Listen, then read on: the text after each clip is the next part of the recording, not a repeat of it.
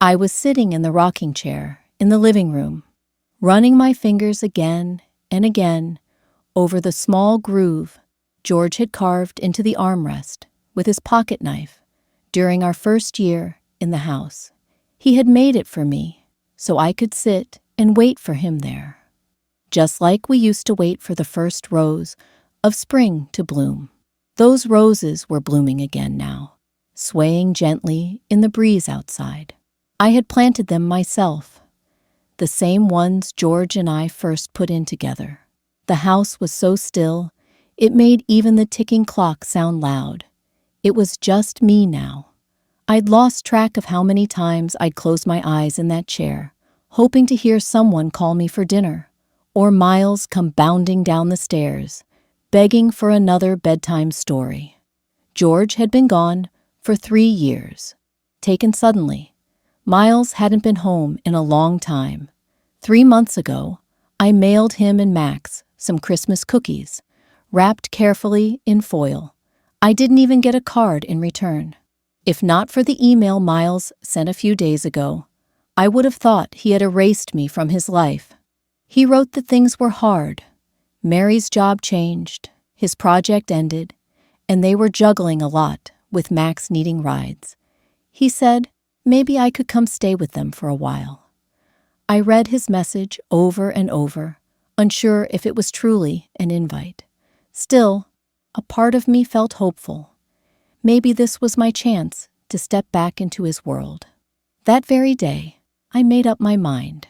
3 days later, I spoke with a real estate agent. "Homes aren't selling fast around here," she told me, as she flipped through papers in my kitchen. "Are you sure you want to give this place up? Your husband left it to you." I told her we had been married 40 years. And yes, he left the house to me, but he was gone, and he'd left me behind. I wanted to be closer to the ones who were still here. After checking my finances, I knew between my savings and the house sale, I'd have enough to live comfortably. But I wasn't going to Miles for money. I just couldn't stand being alone in that chair anymore, watching the roses bloom and die year after year.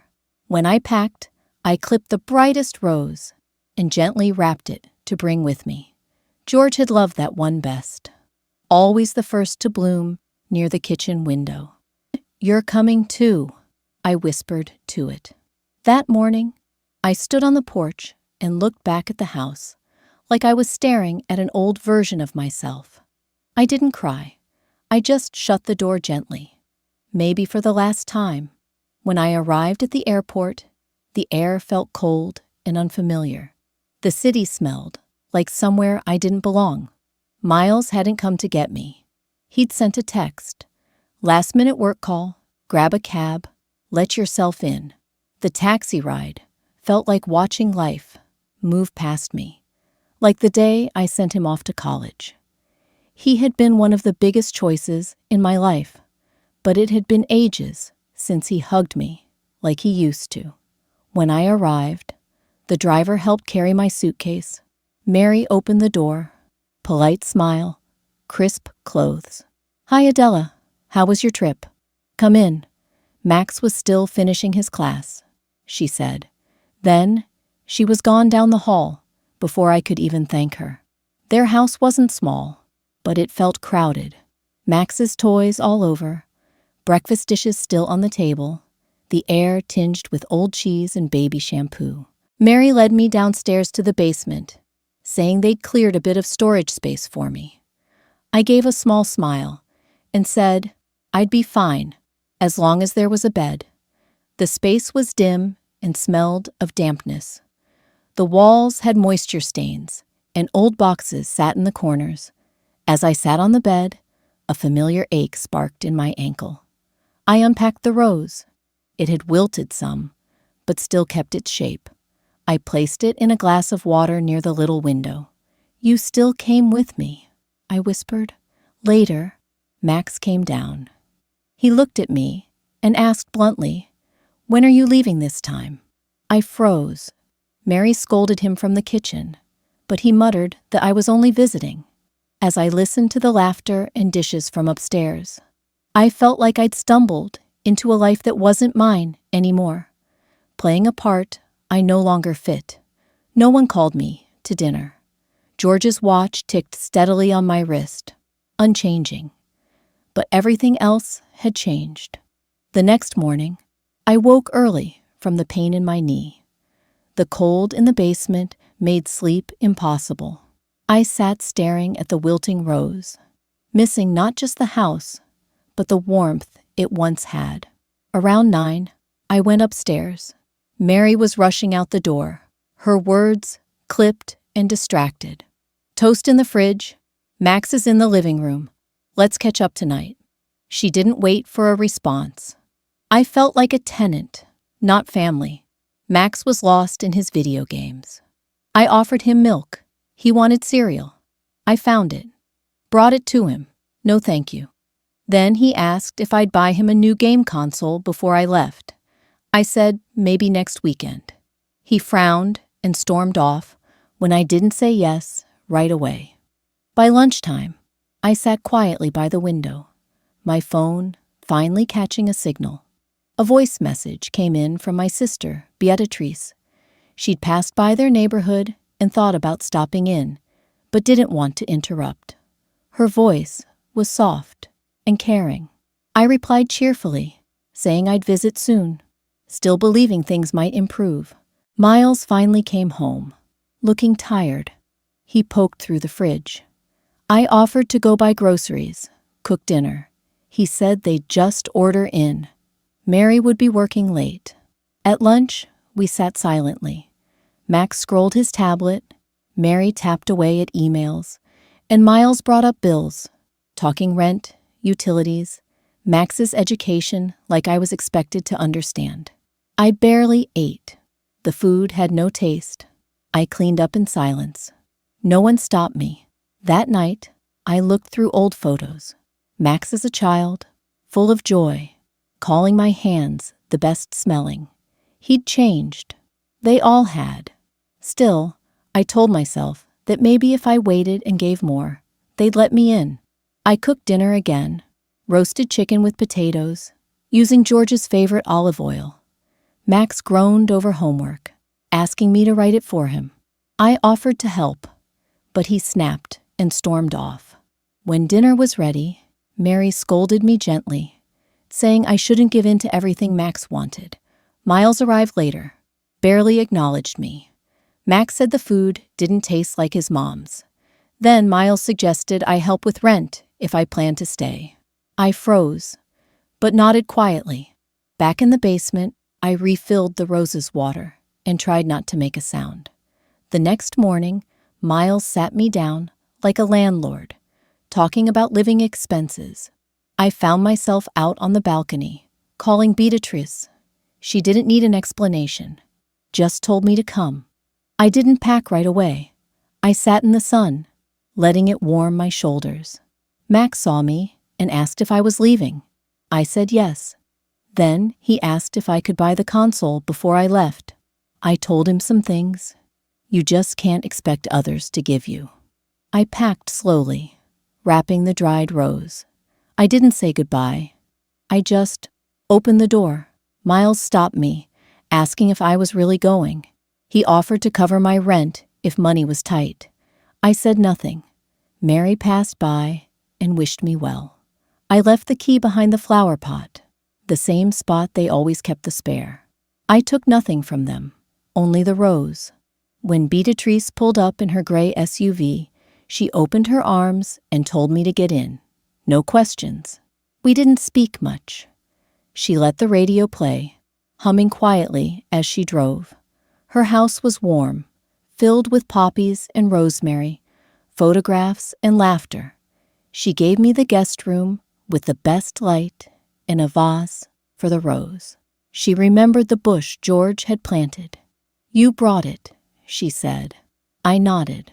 At lunch, her daughter Martha video called, baking with her kids, calling me Aunt Della, and saying they missed my pie.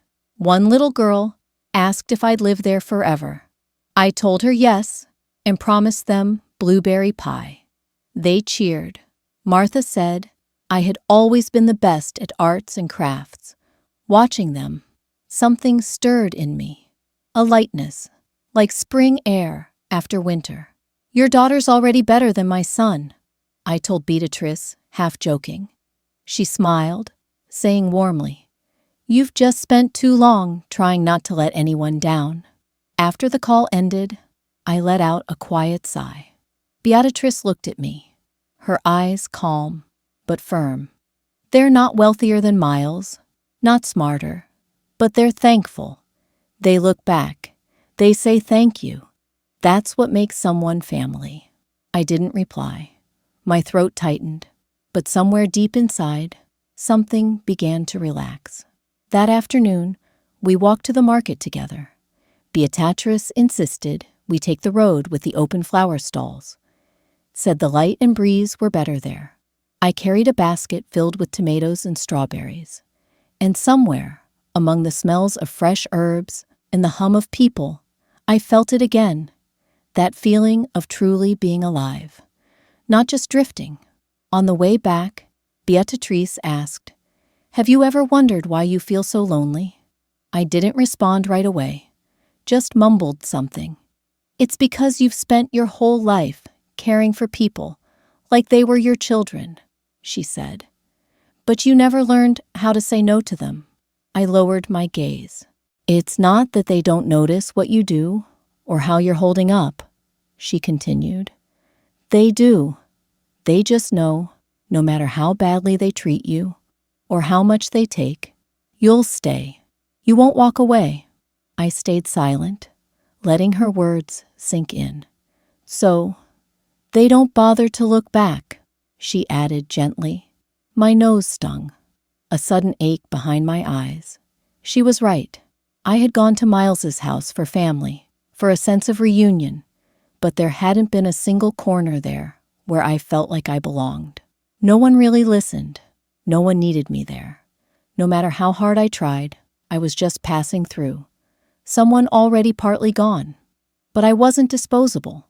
I had a pension, savings, skills, a life that could be built again. I had worth, and not just in theory. I'd just gone too long without admitting that to myself. That night, I slept better than I had in weeks. The quilt was soft linen, still holding the scent of the sun. The air was dry and still. Even the breeze at the window sounded like a lullaby. I dreamt of a sunlit kitchen, warm dough rising on the counter, children laughing nearby. George was there, drying his hands on a dish towel. No one asked when I was leaving. No one cared about the money in my purse. When I woke up, the rose on the nightstand was still there. It looked more alive than it had the day before. Life at Beatrice's moved gently, like a quiet stream. Slow, steady, full of warmth. I'd been there nearly a week. Each morning began with tea and tending to her herb patch. Then we'd head to the market or spend time at the craft center. The days passed like dough slowly rising in the sun. I'd only told Miles once, in those first couple of days, that I had moved in with Beatrice and wouldn't be coming back. I didn't reach out again. He never called. Not to check if I was okay, not to ask if Max had upset me, not to explain his words from dinner. There was only silence, as if my leaving had been expected, maybe even overdue. One afternoon, I realized I'd left my old pill organizer at Miles's house, still on the nightstand in the basement. It held my gout medication, which I refilled regularly back home. After a few days without it, the ache returned. Beatrice offered to come with me, but I didn't want to make it a big deal. So, while she was out, I called a car and went by myself. The townhouse looked the same, the lawn unkempt, trash bins tipped, house number crooked. I entered quietly, using the passcode. The place was still. Upstairs, I could hear Max's video game blaring. I went straight to the basement. Everything was untouched.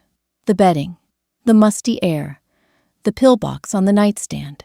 I picked it up, ready to leave, when I heard footsteps, and then Miles's voice. I froze. He said, "She's going to have to give us something eventually.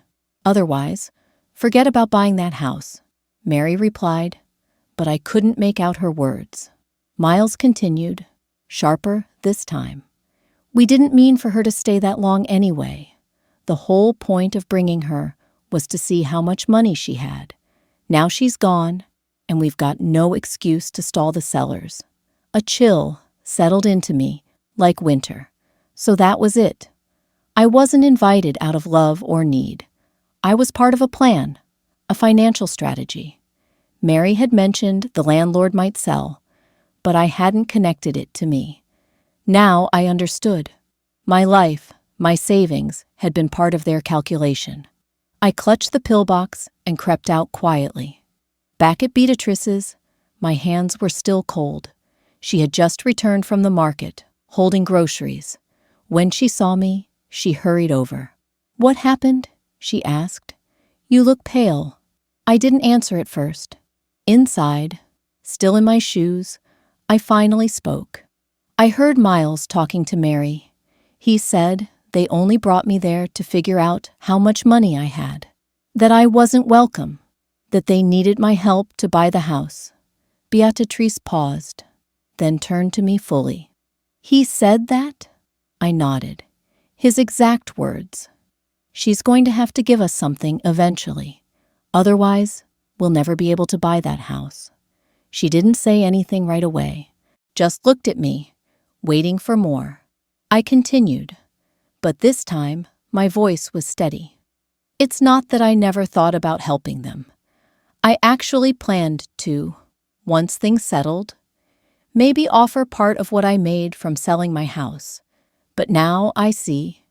To them, I'm not a mother. I'm a bank account, a smiling landlord." Beatrice exhaled softly, firmly. "Offering help is generous, but choosing not to, that doesn't make you the villain." I nodded slowly. "They don't misunderstand me," I said, a deep, tired truth finally spoken. "They just don't care. They only care if I'm useful." Beatrice took my hands. "So what are you going to do?" I looked up. My voice was calm. "I'm going to buy that house." She raised an eyebrow. "They want it, don't they?" I said, "Well, I won't stop them from wanting it. But this time, I'm the one who acts first." Beatrice nodded. I saw something new in her eyes. A quiet spark. "You finally understand," she said. "You're not stealing their future. You're reclaiming your dignity." That afternoon, I called the real estate agent. She replied quickly, yes. The house was quietly listed on a private platform. The owners were an older couple moving to Florida, eager to sell and avoid complications. "Can you make a cash offer?" she asked. "Another buyer's mortgage is still pending." I said, without hesitation, "I'll pay in cash." My voice was even, steady. Even I was surprised by my certainty. "In that case, you'll likely have priority," she said. "We can do a remote walkthrough tomorrow." I hung up and sat still. "Pay in cash." The words echoed longer than I expected. That night, I sat by the window and trimmed the faded rose. The outer petals were dry, brittle, but inside, a bit of color still lingered. It wasn't much, but it was there. This rose was me, taken from somewhere else, left to dry out, but not done, not yet. That old version of me had ended. It was time for something new. A few days later, the agent called. "The paperwork's complete, Miss Adella. You now officially own the townhouse." A routine inspection would follow. I placed my teacup down as a breeze lifted the curtain. For a moment, I was taken back. When George first showed me our old home decades ago, the wind had felt just like this. He'd asked, "Can you see yourself living here forever?" I hadn't thought too hard then. He was beside me. That was enough. But now I had to learn to stand beside myself. It was Saturday, the day of the house showing. The agent had told Miles, but not who the buyer was. That was exactly what I wanted. No drama, just truth. Beatrice came with me. "You're not facing him alone," she said. I smiled. This time I'm walking in with my head held high. We waited by the neighborhood gate until the agent arrived. A sharp, no-nonsense woman with a brisk tone. "The tenants are home," she said, unlocking the door. "I'll go in first and let them know." I stood at that door, memories flooding back. Max asking for a new console. Back then, I thought it was childish. Now, I knew he had learned early to ask upward. The agent waved us in. I took a deep breath and stepped into the home I once knew, every creak, every smell. Mary sat flipping through a magazine. Miles leaned in the kitchen doorway, arms crossed. When he saw me, his eyes widened. "Mom," he said, stunned. "What are you doing here?" I didn't answer. I walked into the living room and turned to the agent. "I'd like to check the basement first." I wasn't satisfied with the ventilation. She nodded. "Of course. This is just the preliminary inspection." Mary stood. "Wait. Buyer? What do you mean, buyer?" I saw Miles's face shift. He looked at me. "You're the buyer?" Only then did I meet his eyes. Calm. "Yes, the house belongs to me now." Mary paled. Miles blinked, stunned. Why would you? "That day I came to get my medicine," I said, cutting him off. "I heard you. You said I'd have to give you money. That bringing me here was just to see how much I had." His face darkened. "You were eavesdropping?" "It wasn't eavesdropping," I replied. "I was standing right there. You just didn't care if I heard or not." The room went silent. Only Max's video game humming from upstairs. Miles opened his mouth, then closed it. Mary spoke, tight-lipped. "Adella, if you were going to buy it all along, why—" "I wasn't," I said. "In fact, I was thinking of helping you. I had savings, thought I'd offer part for your down payment. But after hearing you, I realized I don't owe you anything. Not 1 cent. Miles stepped forward, anger flaring. "So, this was your plan? To humiliate us?" "I didn't touch your money," I said, steady. "You treated me like I was in the way of your future. But really, I was the one being used." The next 10 minutes were a blur. Signatures, documents, walkthrough. Done. Miles and Mary stood there like people caught in rain, unsure if it was shame, shock, or both. Before leaving, I turned. "I'm not reclaiming the house just yet. You have 1 month. I'll be back. Don't panic. Just remember, it's not yours anymore." I didn't wait to see their faces. The door clicked behind me, and for the first time in years, I wasn't someone's useful. I was simply myself. At Beatrice's, peace returned. The poppies bloomed. The kitchen smelled of dinner. I sat sewing an old scarf while the radio played songs from another era. I thought it would be a quiet day. Then the doorbell rang. Beatrice peered out. "Did you order something?" I shook my head. She opened the door, a soft gasp. And then Miles's voice, carefully polite, practiced. "Hi, Aunt Beatrice. Is my mom home?" I went to see her and stood silently. There was no rush of feelings, no spark of hope, just a coldness that crept quietly into my chest, like water left too long and gone cold. Beatrice looked at me. I gave a small nod. She stepped aside and let him in. Miles scanned the room as he entered. When he saw me, his face softened into a polite, almost apologetic smile. "Mom," he said, settling into the seat across from me. I wanted to talk." He placed a small gift bag on the table. "It's the tea biscuits he used to like. I went to that old shop you used to love." I didn't reach out or say anything. He cleared his throat, leaned forward, trying to seem open. I know I said some things wrong before, things that might have made you feel unwelcome, but we were grateful, truly, that you came to help us. I still said nothing, and so he continued. I've been thinking about the house. Maybe it was a rushed decision on your part, but I was wondering if we could find a way to keep it in the family. Max grew up there. It's his home, too. You want me to sign it over to you? I cut in. He paused. Maybe just a letter of intent for now. Something simple. We'd stay on, keep it stable for Max. So that's why you're here, I said, voice soft. No, Mom. I came. You didn't come to talk, I said evenly. You came to ask. He stopped. I leaned back, keeping my voice calm. I understand wanting a stable life, wanting to give Max some consistency. What I don't understand is using family to dress up what's really a request for my life savings.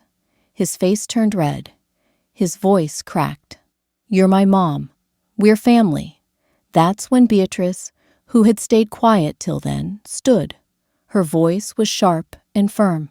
Now, you remember she's your mother? Miles looked over at her, surprised. She raised you alone. When you needed money for summer camp, she cleaned houses, 3 a day. When you applied to college, the year your father died, who co-signed your loan? Who bought you that old laptop? Her words came fast, like something long pent up. You moved away for work. Who paid your rent for 3 months? Who mailed you money and food when you were broke? And when did she ever ask for anything back? I wanted to stop her, but my throat tightened. Beatrice stepped closer, standing between us. You didn't just fail her, Miles. You used her. You once said when she left, you wouldn't need to ask her for money anymore. That's not being neglected. That's being disgraceful. You don't get to call yourself her son. The room fell silent. Miles opened his mouth, but no words came. I stood, reached across the table, and gently pushed the gift bag back toward him. Take it, I said. I don't want it. His face had gone pale. He gripped the bag. I just thought maybe there was still hope. You've done enough thinking, I said.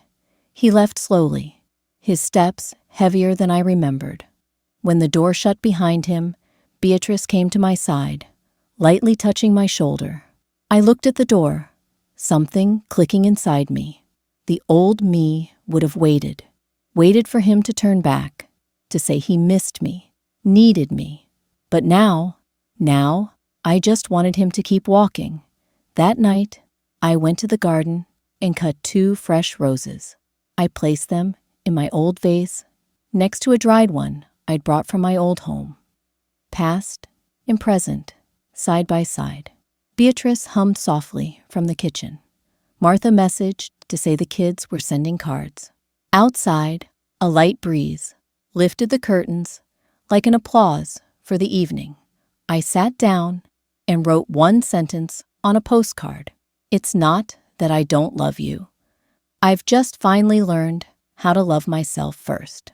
After Miles left, I stood by the kitchen window, watching the front porch wind chime sway in the breeze. Its faint, scattered sounds felt like a quiet farewell, a final, gentle goodbye to the life I had truly stepped away from. Beatrice never brought up that day again. We returned to our routines as if nothing had happened. She kept going to the community center in the mornings, and I began reclaiming parts of myself I had long shelved away. Baking, crafting, reading. When Miles finally moved out, I didn't go. He never told me when. I just received the formal notice from the agent. By the time I stepped back into that townhouse, the weather had warmed. The grass was long. The air inside was different. Quiet, still. No more traces of Max's shampoo or Mary's perfume. Just wood, dust, and emptiness. I walked through the house room by room, remembering that awkward first visit. The coldness in the basement, the small talk, the way it never quite felt like home. But now, maybe it could. I hired cleaners, replaced the floors, painted over the dark charcoal walls with a warm beige. I hung up linen curtains and swapped the leather couch for a soft, sky blue one I found nearby. I only kept one thing in the kitchen, my bottle of olive oil. I cleaned it and placed it beside the stove, where it belonged. The basement. I transformed it. No more guest bed. It was now a cozy workshop and storage room. My crafts and fabric had their own space again, and I even installed climate control. No more aching joints from someone else's coldness. On the windowsill, I planted new roses. Not from my old home, not from Beatrice's. A new kind, pale and gently scented, just like I was starting to feel inside. Soon enough, I joined Beatrice at the community center. She'd been nudging me for weeks. "You make felt animals better than the social workers," she teased. It was a bright Friday when I went. I brought a box of tools and some old projects. I meant to just sit and watch, but the moment I arrived, one of the coordinators smiled and nudged me forward. "We're short on someone to lead today's group," she said. "Want to give it a go?" I laughed, shook my head. "I'm not a pro." "You don't have to be," she said. "Just willing to share." And that's how I ended up leading. The craft that day was a memory frame, decorating photo frames with personal keepsakes. Around the table were about 10 older women, some hard of hearing, some with shaky hands, but all smiling. "Were you a teacher?" one asked, wearing a pink sweater. I smiled. "No, just someone people forgot when she wasn't useful anymore." She paused, then gently took my hand. "Well, you're needed now. Thank you." From that day on, I taught every week. Our little group grew, not just crafting, but talking, sharing. Someone eventually suggested, "Adella, why not give a talk? Something about starting over." I laughed at the thought, but next month, it was already on the schedule. The day of the talk, the room was fuller than I imagined. Some came in wheelchairs. Some brought grandchildren. One woman brought a homemade cake. "We baked this to thank you for reminding us we still matter." At the front, I felt my voice catch. "I'm not an expert," I began. "Not a speaker, just a mother, a woman. Someone once told she wasn't needed anymore. But now, I have my home, my time, my people. Being important, turns out that's not up to anyone else to decide." The applause was longer than I expected. That night, I trimmed the roses again, changed the water, stood quietly. Max crossed my mind. I wondered if he'd broken his console yet, or was still waiting for someone else to get him a new one. But I wasn't mad. I understood now. Some kids take longer to grow up. And me, both mother and grandmother, I'd finally learned how not to wait. On the coffee table were some new photos. Me and Beatrice, grinning with our handmade badges. Another with the women from the center, proudly showing our crafts. And one from Martha's kids, a card they'd drawn. It showed a white-haired woman with garden shears, roses behind her. Inside it read, "Grandma Adella, this is you. You're our superhero." I smiled softly and placed it at the center of the table. My life now felt like a mosaic, cracked in places but whole again. It didn't need to be perfect. It just had to be mine. One day, while I was out trimming the roses, Mrs. Lunt, Beatrice's neighbor, stopped by. "Did you hear?" she asked. "Your son's moved into one of those little apartments over in Brookstone." Corner of Maine, I turned slightly. "Thought they were buying a place?" She shrugged. "Loan got held up, I think. Mary's working from home now. Something changed with her job. I saw them moving. Didn't seem like a happy day. I didn't ask more. Just went back to pruning. But something inside me stirred. A thread, gently tugged. His life couldn't be easy now. But for once, I didn't feel the need to fix it. A few days later, I got a strange package. No return address, just my name. Inside was a small, worn wooden box. I knew it at once. It held letters I had written to Miles over a decade ago when he was away at college. They weren't advice, just gentle reminders. Wear something warm. I'll top up your card. Don't forget your appointment. I thought he'd thrown them away, but he had kept them. And now, he'd sent them back. Mixed in were new letters, handwritten, tucked between the old ones. Max asks every night if Grandma's coming back. I told him you're helping other kids. But really, I know we pushed you away.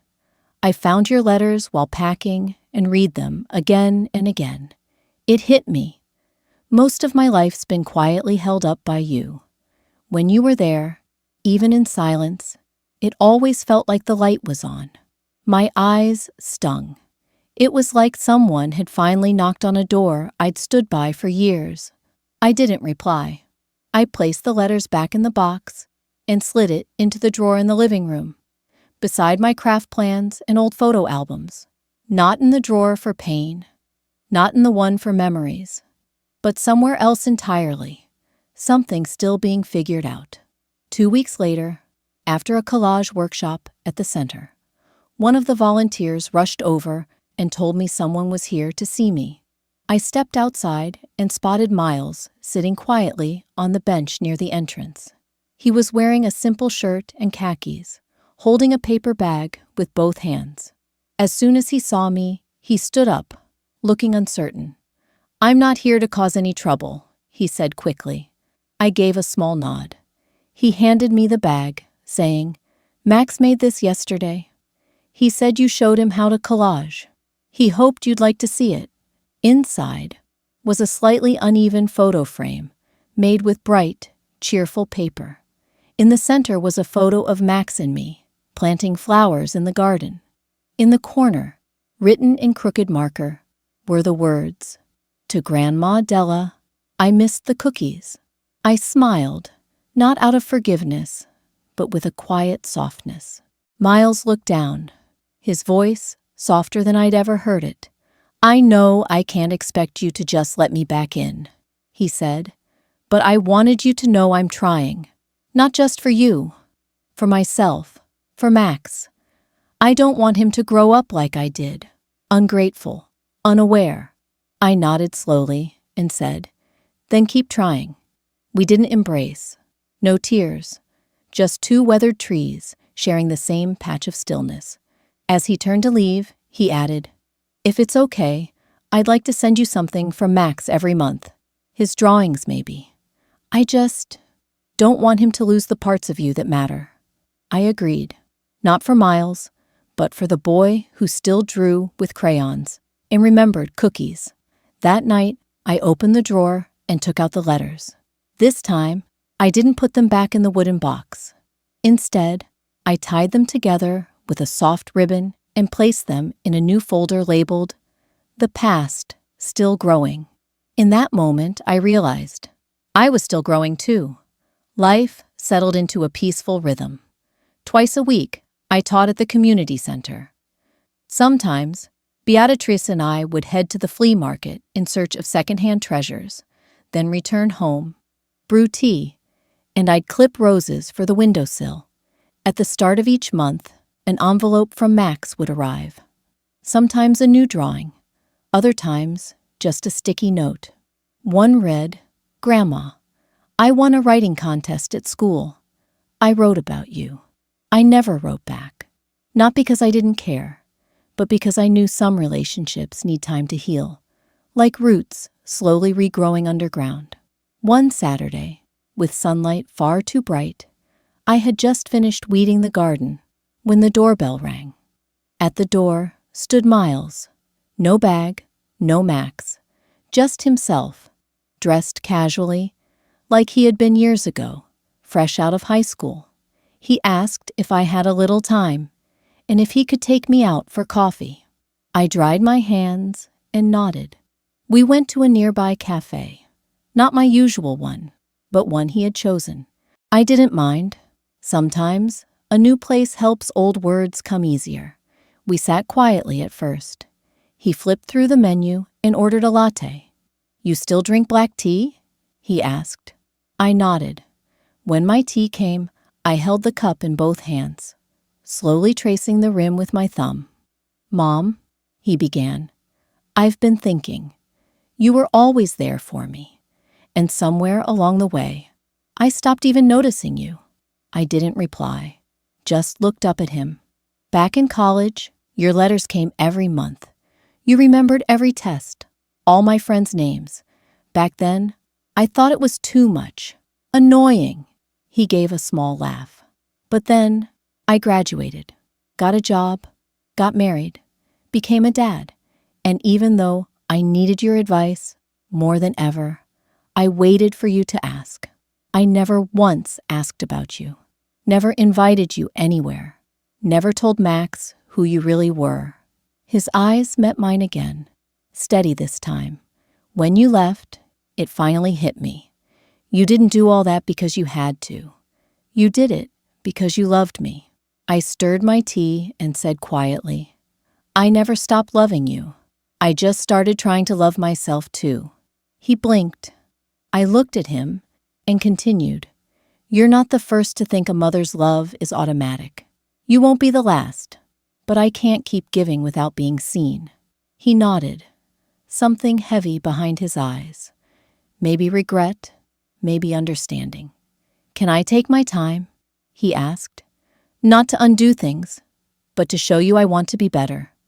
For you, for Max," I said gently. "I won't stop you from trying. But remember, respect isn't something you say. It's something you show. If you want my help, help me first. If you want Max to grow up with empathy, then start with yourself." He let out a long breath, as though something had finally landed inside him. We talked for nearly an hour.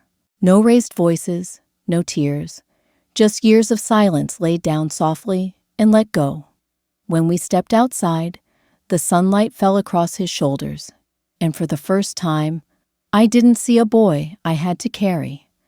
I saw a man learning to walk on his own. He'd slip up again, say something wrong again, but I wasn't carrying the burden of his choices anymore.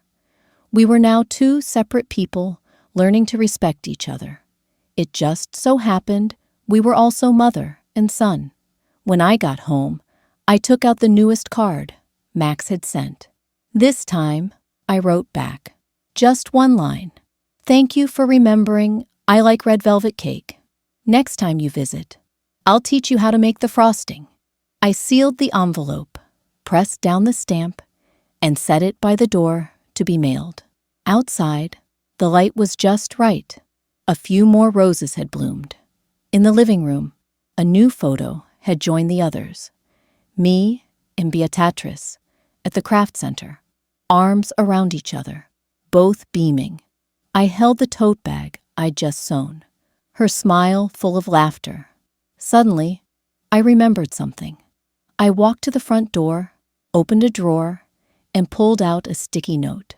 I wrote a short message and gently pressed it to the back of the door. "Adella's house. Welcome." It wasn't for guests. It was for me. A quiet, steady welcome home. Thank you for listening. Until next time, be gentle with your past, patient with your present, and open to the little ways love returns.